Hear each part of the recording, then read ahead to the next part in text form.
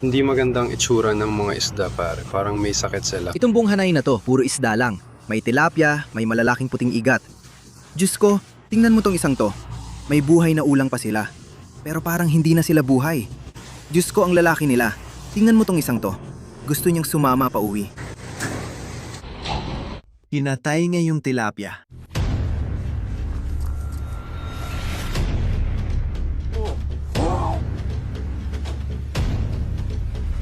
May nakuha tayo. Uy,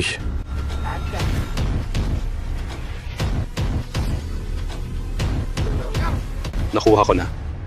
Kamusta, Finatia? Welcome back! Ngayon, magliligtas ulit tayo ng mga isda at hayop mula sa Asian Food Market.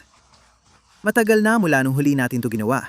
2 beses pa lang dati. At basically, ang ginagawa namin, pumupunta kami sa mga Asian Food Market kung saan nagbebenta sila ng mga buhay na hayop at isda na pangkain ng mga tao. Pumapasok kami roon at kunwari bibili para kainin. Pero nililigtas namin sila at dinadala sa mga pond ko para bigyan ng bagong buhay. Nakasagip na rin kami ng mga pagong noon. Nakapagligtas kami ng palaka, tilapia at igat. Iba-iba talagang makikita sa mga lugar na yon. Hindi ko na idedetalye, pero hindi makatawang pag-aalaga nila sa mga hayop. Nakakalungkot. Pumupunta kami roon para magligtas ng kasing dami na makakaya mga kaibigan. Matagal na rin mula nang huli kaming gumawa ng ganitong video. Baka nagtatanong kayo kung bakit. Bawal na akong pumasok sa Asian Food Market. Di man opisyal, pero kapag nakita nila ako ron, pinapalis nila ako. Oo, hindi talaga ako pinapasok doon. Lalo na dahil sa laki ng camera, mahirap hindi mahalata. Kaya parang sumuko na kami sa pagsagip ng isda, igat, at pagong mula sa Asian Food Market. Pero ngayon, may bago akong natuklasan. Hindi ko pa napuntahan yon. Pero sa mga larawan, mukhang nagbebenta sila ng buhay na isda at baka pati pagong, palaka o igat. Pupunta tayo ngayon para magligtas ng kasing daming hayop hanggat maaari. Excited ako mga pare. Gusto kong magligtas ng isda at hayop at alam kong gusto niyo rin. Kaya mag-like na kayo. Madalas, may malaking problema sa ginagawa ko. Ang pagsagip sa mga isda. Hindi nila gusto ito at ayaw nilang iligtas mong mga hayop. Kaya kailangan kong pumasok ng palihim at magkunwaring kakainin ko sila. Na parang gagawa ako ng maliit na handaan. Sasabihin ko sa mga tao na may malaking hapunan ako. At bibili ako ng maraming hayop at isda hanggat maaari. Pero ang totoo, ililigtas natin sila at ilalagay sa mga pond sa likod ng bahay ko. Kaya pupunta tayo doon mamaya-maya, titingnan natin kung ano ang mga pwede nating iligtas at maiuwi. May dala tayong cooler na puno na. Sinusubukan kong maging handa hanggat maaari ngayon. Dinadala ko itong cooler na puno ng tubig. Hindi ko alam kung ano aasahan o binibenta nila doon. Sa tingin ko, sapat ang laki ng cooler. Pupunta na tayo ngayon mga pare, kahit malakas ang ulan. Sige, punta tayo sa Asian Food Market at tingnan ang mga paninda nila. Sige, habang hinihintay nating tumila ang ulan mga pare, pag-uusapan natin ang isang seryosong bagay. Kung ayaw niyong marinig to, pwede kayong mag-skip papunta sa part na pupunta na kami sa Asian Market. Pero ngayon mga pare, pag-uusapan natin si Rob. Maraming nagtatanong kung nasaan si Rob, ang cameraman ko, at bakit hindi na siya nagfi-film para sa akin. Ngayon ko ipapaliwanag. Mga pare, nagsimula to mga 6 na buwan nang nakalipas nang makilala ko si Rob dahil sa common friend. Noong panahong yon, naghahanap siya ng trabaho. Naghahanap ako ng cameraman kasi gusto kong i-level up ang mga video ko at magkaroon ng taong full-time na tutulong sa akin. At nagustuhan ko talaga si Rob. Magkaibigan kami. Kaya nagdesisyon akong kunin siya. Binabayaran ko siya full-time bilang cameraman at tumulong sa mga video. Maayos ang simula. Perfect team kami. Gustong-gusto niyo ang mga video at kami. Naging maganda talaga ang lahat. Bukod doon, habang naging magkaibigan kami, gusto ko rin siyang tulungan sa YouTube channel niya. Kasi noon, ilang daang views lang ang videos niya. Habang tumatagal, malaki ang naitulong ko sa mga video at channel niya. Gumaganda na ang takbo ng mga video niya na gusto ko talaga. Gusto ko rin magtagumpay ang mga kaibigan ko tulad ng sarili ko. Hindi ko naisip noon na sa huli, alam mo yon, makakasama pala yun sa amin. Kasi, ang hindi ninyo nakikita ay lahat ng oras at effort na inilalagay sa mga video na ito. Makakapanood kayo ng isang 20 minutong video, pero hindi ninyo alam na buong araw ang ginugugol para lang ishoot yon. Magsisimula kami ng maaga sa umaga at malamang matatapos lang kapag madilim na. At bukod pa doon, kailangan pa naming i-edit ang mga video. Kaya alam mo na, dagdag pa yan ng mga 3 o 4 na oras siguro. Kailangan pa naming i-upload, gumawa ng thumbnails, at kadalasan, gising pa kami hanggang alas 4 o alas 5 ng umaga. Araw-araw kaming maagang gumigising at inuulit ang gawain. Maraming trabaho, pero hindi ako nagrereklamo. Masaya ako at ito ang pangarap kong trabaho. Lubos ang pasasalamat ko na nagagawa ko ito. Ang ibig ko lang sabihin, matagal gumawa ng video at kung channel ko lang aasikasuin ko, mas mahaba pa sa full-time na trabaho. Nahirapan akong i-balance ang paggawa ng sarili kong video at yung kay Rob nung gusto niya magtuloy ng sariling channel at videos. Kasi buong araw ang kailangan ko para sa mga video ko. At kailangan din ni Rob mag-shoot ng kanya. Kaya mga tol, kulang talagang oras sa isang araw para magawa niya pareho. Sana nagpaturi na lang sa dati kasi maganda noon. Maganda ang team namin pero nirerespeto ko na gusto ni Rob mag-focus sa channel niya. Sana magtagumpay siya. Sigurado ako magiging maayos ang takbo niya. Naiintindihan ko naman, normal lang yon. Bakit mo naman hindi gusto yung palagay ng sarili mong channel, di ba? Wala namang masama doon. Hindi ko rin sinabing hindi na kami gagawa ng video na magkasama. Sinasabi ko lang kung anong totoo. Hindi na nagtatrabaho para sa akin si Rob at hindi na siya nagfi-film para sa akin. Gagawin na niya ang gusto niyang gawin. Magtatrabaho siya sa sarili niyang channel at gagawa ng sarili niyang mga video. At ako naman, itutuloy ko lang ang ginagawa ko mga kaibigan. At ayun, yun lang talaga yun. Kaya ayan, yan ang paliwanag. Pupunta na kami ngayon sa Asian market. Magliligtas kami ng ilang isda at hayop. Kita-kits doon. Ayos mga kaibigan, nasa Asian food market na kami. Ito ang gamit namin ngayon.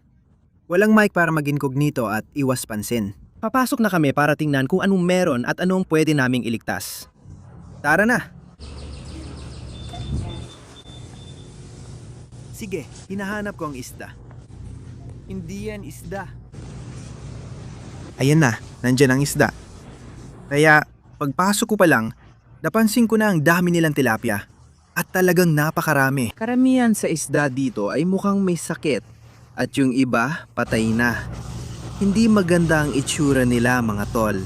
Ngayon, bukod sa tilapia, may palos, palaka, malalaking alimango, at iba pang kakaibang hayop sila. Tignan mo, puro isda ang buong hanay na to. May malalaking puting palos. Tignan mo to, may buhay na ulang sila. Hindi na sila mukhang buhay. May mga alimango at maraming isda pare. Hindi ko yata kayang iligtas lahat ng to mga tol. Tignan mo kung gaano kalaki yung alimango na yon. Diyos ko, ang dami ng hanay-hanay ng tilapia dito. Hindi sila mukhang maayos. Oo, mukhang may sakit talaga ang mga isda na to mga tol. Mukhang sobrang may sakit sila. Abang tinitignan ko yung lugar, may matandang babae na lumapit para bumili ng tilapia. Makita ko kung paano nila asikasuhin ang mga bumibili ng isda. Ito ang nangyari.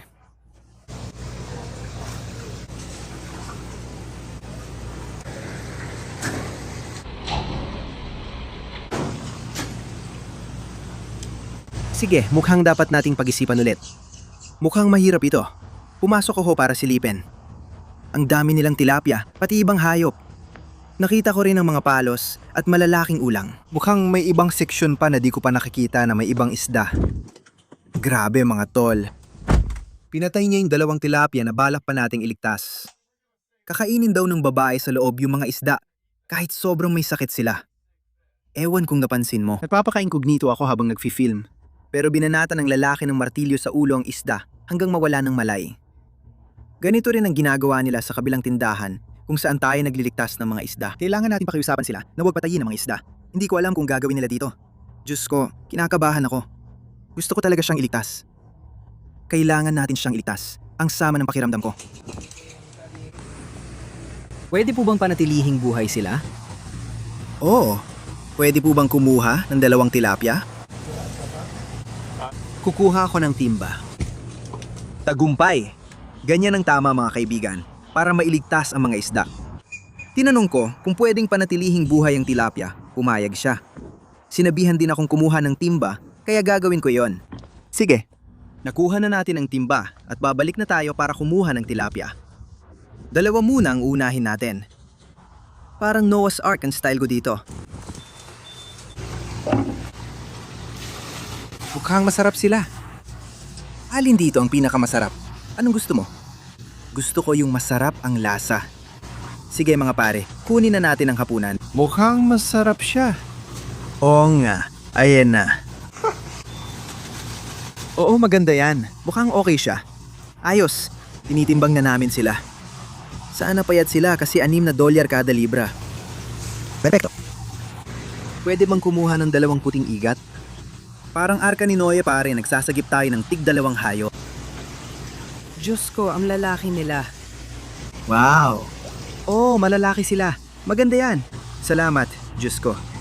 Tingnan mo to, nakakadire. May tilapia at binabalot niya ang mga palos. May handaan tayo mga pare. Masarap ang ulo ng isdang shelly. Diyos ko. Ayos. Salamat. Tama mga pare, nakuha na natin ang unang batch ng mga nailigtas. Babalik pa tayo. Grabe, $52 ang mga igat. Sulit naman. Salamat, salamat. Magandang araw sa'yo. Sa'yo rin. Nagawa natin, baby. Kaya yung unang batch, nagastos ko ng $63. $63 para mailigtas. Naku po. Hindi. Hindi. Nakatihaya siya. Hindi. Mabuhay ka. Sinasabi ko, nagastos ko na ng $63 para mailigtas ang 4 na isda. Ang mamahal ng mga igat na to. Grabe, kailangan nilang magbawas ng timbang. Sige, kailangan nating magmadali at ilagay sila sa cooler na to kasi hindi maganda ang itsura nila. Sige mga pare, ligtas na kayo. Diyos ko, tingnan nyo sila parang hindi sila malusog. Yung matandang mabait na babae, bumili ng tilapia. Hindi maganda itsura nila. Pero ilalagay natin agad sa cooler at lalagyan ng aerator. Sige mga pare, sa cooler na kayo. Ang bigat nila. Ang astig ng mga palos na yan. Hindi ito yung parehong klase ng mga palos na nailigtas natin noong nakaraan. Tara na, kakayanin ko to. Hindi maganda itsura nito. Sige, ayan na mga pare. Hangin, dapat mabuhay sila dyan. Ayos, mas maganda itsura nila. Ang astig na mga palos, may pagkabughaw sila. Parang mga asul na palos sila. Pero marami pang ibang hayop doon, gaya ng palaka, ibang palos, at ulang. Babalik tayo doon para bumili pa. Baka isipin nilang baliw ako. Sige, papasok na ulit. Nandito na ako. Nagugutom na ako. Pwede ba akong kumuha ng 2 palaka? Ang tataba nila. Diyos ko, $14 kada libra. Hindi, yun yung ibang palos. Ito ang usual na kinukuha natin. Oh. Sana may ligtas ko silang lahat. Gusto ko kasi sila. Parang abot ng $1,000 yon. Si kuya gusto umuwi. May mga palos din sila. Gusto ko ring iligtas ang 2 palos. Heto na ang mga palaka natin. Malusog at maganda. Kinukuha na niya ang mga dilaw na palos. Diretso lang siya. Malaka yan. Mabigat yan sigurado. Mukha silang masarap. Oh, sige. Kailangan din natin ng mga ulang. Tingnan mo naman sila. Kailangan natin sila. Sige, okay lang. Hindi kasing sama ng ibang mga igat. Ayan na sila. Ayos, magandang araw. Nagawa natin, baby. Akala ko hindi mangyayari. Ulit? Oo. Sobrang gutom na ako. Suwertehin ka. Oo. Matagal ko nang kinikrave, alam mo yon? Mga palaka at igat. Salamat. Panalo tayo. Para tayong Noah's Ark sa Asian Food Market pare. Nagsalba tayo ng tig-2 hayop na kaya natin. Isa pang $60, Diyos ko. Mahal itong pagkain kung kakainin ko talaga. Mga $120 na rin. Sige mga pare, ilabas na natin sa bag. Ang lalaki ng mga palaka pare. Gusto ko talaga ang mga palaka. Pare, masaya ka bang nailigtas? Gusto ko to, halika. Jesus, grabe ang wild niyan. Wag. Diyos ko, nasa truck ko siya. Bumalik ka. Hindi. Tigil na. Tigil. Wag pre, sumakay ka sa timba, tol. Ayos. Diyos ko, gusto ko siya. Ang laki niya. Diyan ka lang. Di ko alam saan nilalagay. Nagkukukak ba siya sa akin? Diyos ko, ang lalaki ng mga to. Mas malaki pa yan. Ayan na mga tol. Panandalian lang to o diyan ka lang. At meron din tayong mga dambuhalang ulang. Tignan niyo to. Diyos ko, ang lalaki nila. Ayan na. Wow, tignan niyo kung gaano sila kalaki. Ang astig.